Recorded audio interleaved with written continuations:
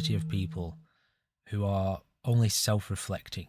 Their experience of life is a self-reflection. The way they see the world is influenced by, in fact, governed by all of the processes in their brain, their self-consciousness, their self-insecurity, their self-anxiety, their self-objectives, their self-goals. And so most people are running around approaching life from the brain, from that illusory self, which is fraught with anxiety, stress, fear, desire for profit, becoming, always becoming, trying to become more. Constantly seeking. Whereas on the other hand, if you abandon that, if you leave that behind, you suddenly become aware of the absolute presence, the absolute already complete presence of the entirety of life, which is extremely simple and lives via necessity, need. And it's wonderfully free, boundlessly energetic, and full of love in all directions. And so you arrive there. You arrive at that place and learn to live there.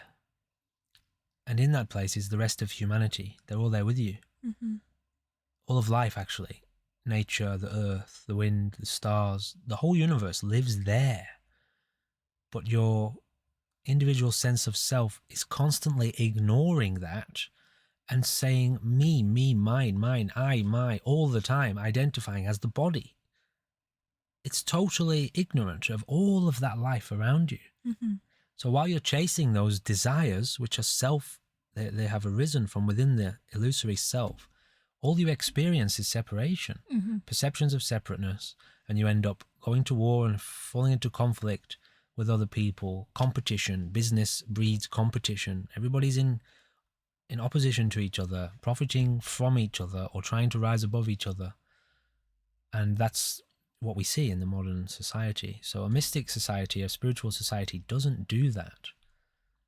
You do the opposite. You let that go, that impulse for selfish profit, self-centered greed. You just let it all go and learn to live very simply, back in touch with nature.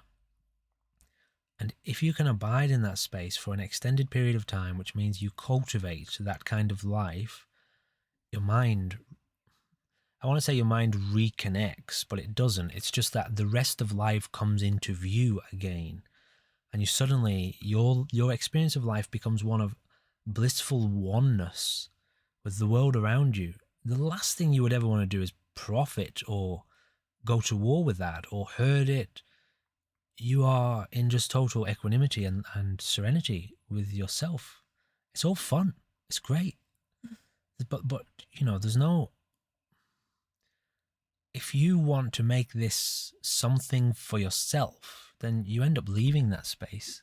You lose touch with it. Yeah. And you just go off seeking your own satisfaction again. Yeah. Which has come from conditioning.